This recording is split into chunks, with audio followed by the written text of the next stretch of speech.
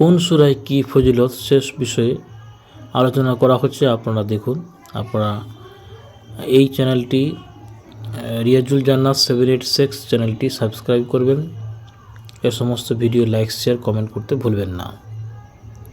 কয়েকটি প্রশ্ন নিয়ে এসেছি এবং তার উত্তর দিচ্ছি, আপনারা দেখুন শুনুন। কোন সূরা কবরের আযাব রক্ষা করে?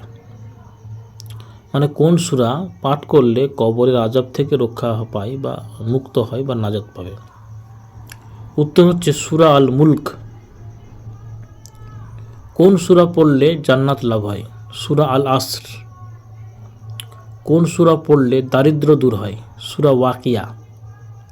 কোন সূরা পড়লে গুনাহ মাফ হয়? সূরা ইখলাস। কোন সূরা পড়লে রিজিক বেড়ে যায়? সূরা আল ওয়াকিয়া।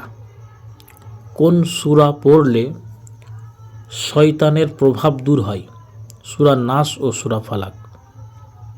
কোন সূরা পড়লে ঘরে বরকত আসে? সূরা বাকারা। কোন সূরা রোগ মুক্তির জন্য পড়া হয়? সূরা ফাতিহা। কোন সূরাকে কোরআনের হৃদয় বলা হয়? সূরা ইয়াসিন।